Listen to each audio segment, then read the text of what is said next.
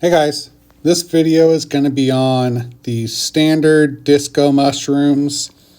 We're going to look at a couple things. You know, some people consider them a beautiful addition to their reef tank. I know I do, and I'll talk about why. And some people consider them pest. So we are going to look at some of the positives and negatives around housing these guys in your reef tank. What kind of beauty can they bring? But what kind of problems can they bring as well? So let's get into some of that. All right, so let's talk about some of the positives here. So a couple easy ones up front. They are very beginner friendly. You can house these guys under almost any light conditions, almost any tank conditions. I've seen these guys shipped overnight in just wrapped in wet newspaper.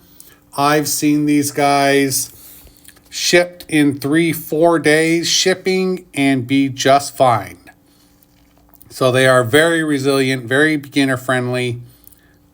Almost any tank conditions, almost any light conditions. You have a wide range of color that you can get with these guys. And in my opinion, they're beautiful. Even the common ones, the red, the green, the blue, the purple, they're very cheap. You can get a rock of them for a good price. They're going to populate in your tank, and they're going to look beautiful. You'll even see in this picture here, I have some cheap ones stacked right behind a rainbow acanthophilia.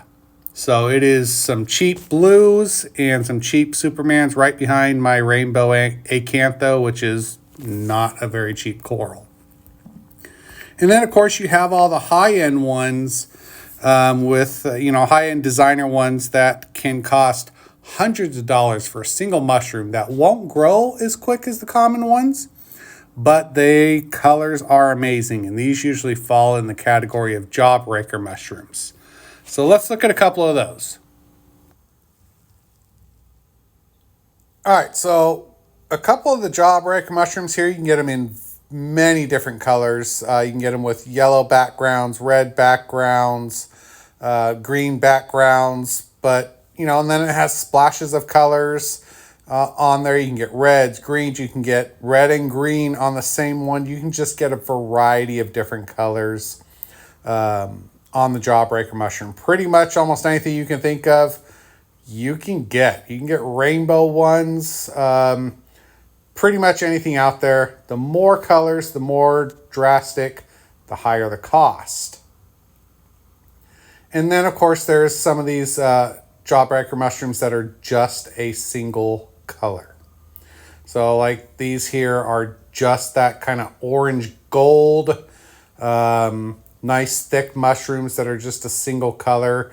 You can kind of see it here up against the blue discos, and you can really see the difference in the brightness, the difference in the thickness, the patterns on it. They're all disco mushrooms, but again, very different in the way they present and very different in the growth rate.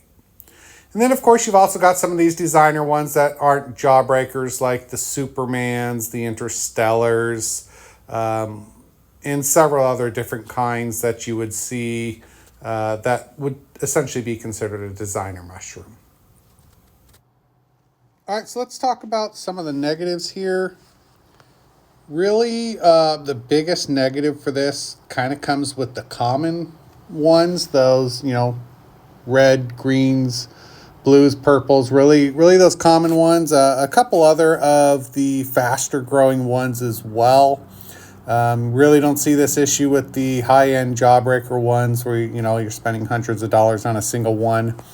This issue is usually around the ones that are not quite as expensive, the ones that reproduce really fast. And the issue is, or potential issue, depending on how you want to look at it, when they reproduce and space starts getting tight, they will release themselves from the rock they're on and float to other parts of your tank.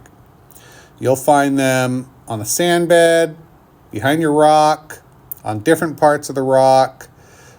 They just kind of start popping up everywhere and end up repopulating many areas of your tank that you may not want them in. So they start collecting real estate quickly. And if you put them in early in your tank, if you're building a mixed reef tank and you're early on and your plan is as you get going, you're going to get acros and things like that as things establish, you are going to run out of real estate if these guys take off and start populating all over your tank. So we're going to look at several of those. You've kind of been seeing it in the background here where you just kind of see them scattered around. So this guy here is one that I picked up off my sand bed. It was just sitting down there. It had detached from the rock and had just kind of floated off onto the sand bed. The current from the power heads would continue to kind of carry it around until it found the place that it wanted to sit.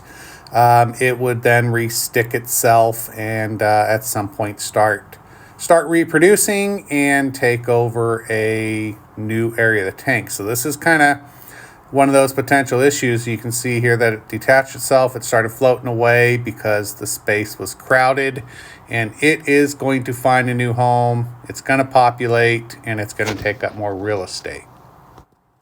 So here's a picture of some loose ones on the sand bed that have detached. We have a picture here of one that got stuck on the rock. This is well above where the other ones are. These are behind that rock, had just kind of floated and grabbed area there. We have another one that's just randomly sitting there.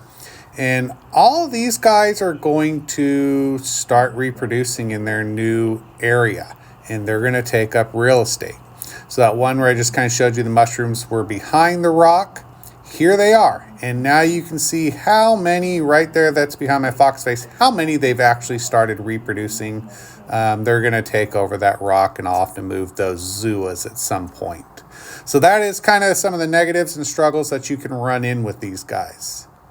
Hopefully you like this video. Hopefully it helps. Give me a like. Give me a subscribe. Check out some more of my content, and I'll get more stuff out soon. Thanks, guys.